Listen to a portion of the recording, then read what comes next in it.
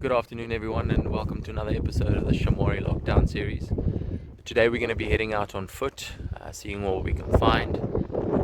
The animals do react to you a little bit differently on foot, so we won't be approaching as close as we used to with the vehicles, but we'll focus on some of the smaller things in life. The wind is blowing a little bit, so we'll use that to our advantage. We'll walk against the wind when we're doing any form of approaches, but stick with us, and hopefully we get lucky.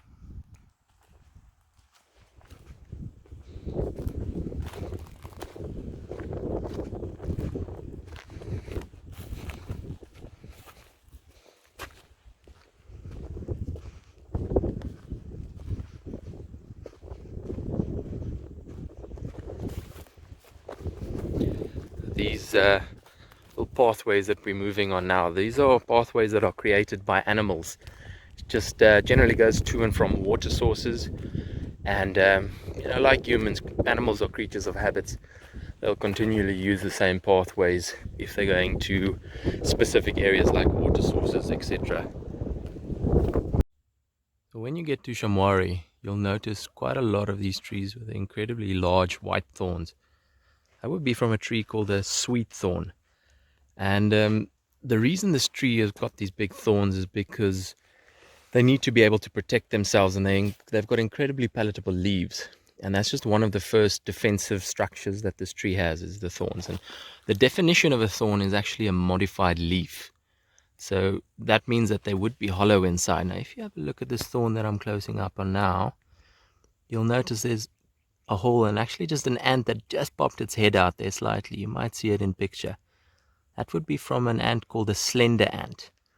Now what they do is they'll burrow into this thorn, and then in the hollow they'll lay all their eggs, and that will be their nest, and then they'll be walking to and from on the tree, finding food sources, etc.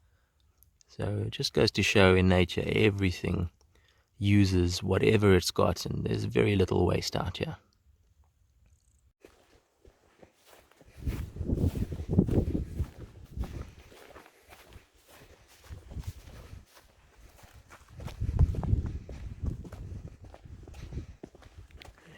So right over here, let's come across a warthog skull.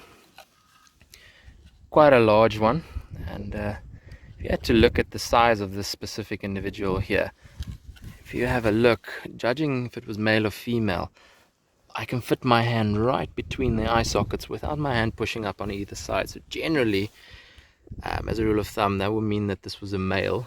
Their skulls especially are quite a lot larger than that of a female, and the reason for that is just because they fight quite a lot. If you have a look at the teeth as well, they're quite worn down, which means that this was a fairly old one.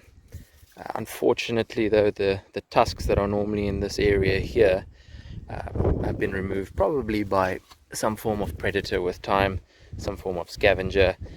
We've just come across a few elephants on our walk now. See if I can zoom in. You just see a bit of the head sticking out. So what we're going to do, we're going to just try and get a bit closer, using the wind in our favor and the sun behind us, and hopefully we'll be able to get a bit closer to them. We will be trailing them coming in from the back, but should be able to get a better view. So we've managed to get a bit closer to this elephant herd. There are some youngsters in amongst them, so we're not going to push our luck to try and get any closer than this. But quite a nice sighting. They've got no idea we're here. It's what we want.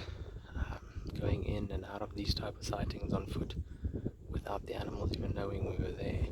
Going to move a little bit to the side. You'll see there's two youngsters playing there as well. Quite a decent sighting on foot. But now it's time to get back. We hope you enjoyed the afternoon with us. Give us a like, give us a follow, give us a share, and we'll see you again soon.